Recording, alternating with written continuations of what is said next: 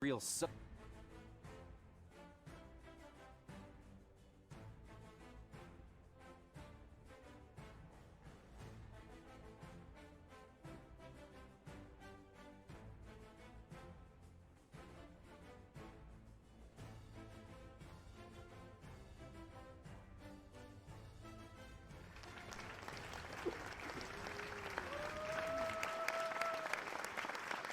Hello everybody and welcome to another League in Review.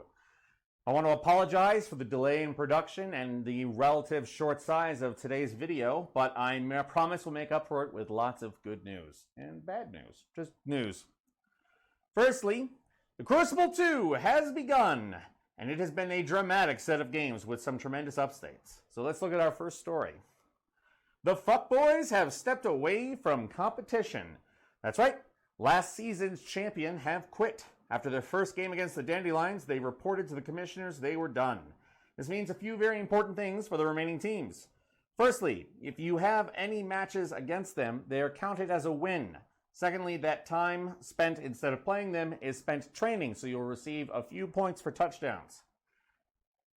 Lastly, with our top team out of competition, that gives all the other teams an easier time, in theory.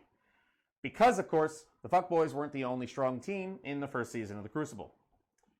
While it has taken a long time to receive star player points, the Amazons and humans have gained dramatic team value after their first couple of games in the new season. With special attention given to who else but Mad Dog Barkada, who now has 4 skill-ups.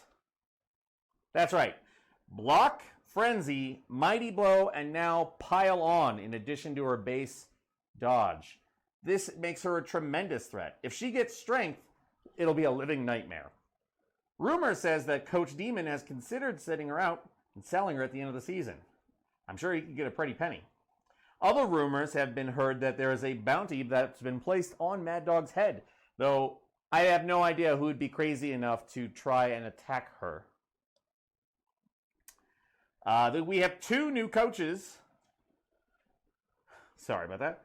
We have 2 new coaches who have decided to test themselves in the fires of the Crucible. Coach Tonka Tough and Ackleo Dams with the Nurgle and Kislev team, respectively. The Nurgle Sauerkrauts seem to be holding ground so far with 1 win and 1 loss. A mix of strength from his 4 Chaos Warriors and ability to... Man, I keep losing my spot in the script. Where am I? And their ability to deter any ball handling with their aggression or due to their various health conditions means that he's able to survive his first few games and earn some star player points. The Brigade of Clowns have spit in Nuffle's eye and had the worst luck that I have ever seen in the history of the Crucible. Just crazy. Very few star player point gains. And an injury means that Coach Ackleo has a lot of catching up to do, but luckily there's a whole lot of games left in the Crucible.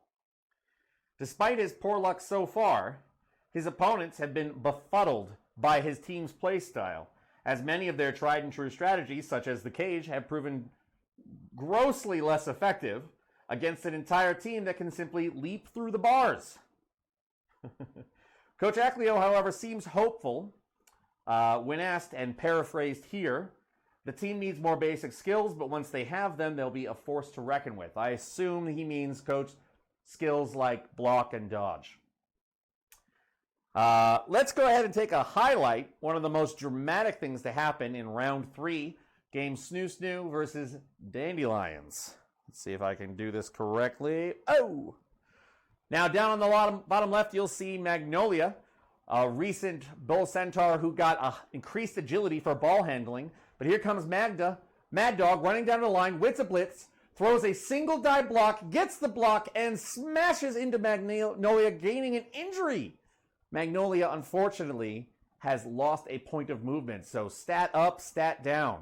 In addition to this injury, Mad Dog received enough star player points that she now has her 4th skill up. A tremendous swing of power in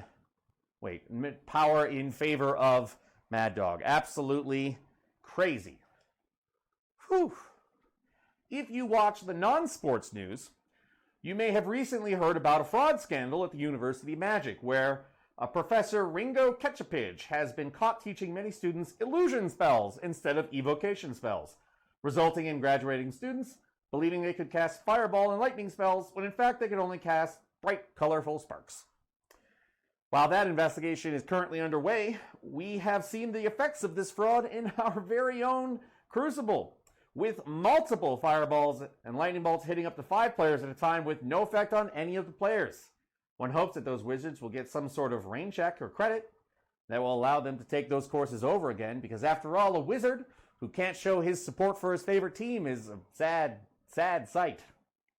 Well, unfortunately, that's about all the time we have for tonight. The leaderboard will have to wait until next time. Unfortunately, there were some complications, but suffice to say, you know who's winning. Thank you for watching. Good night and good fight.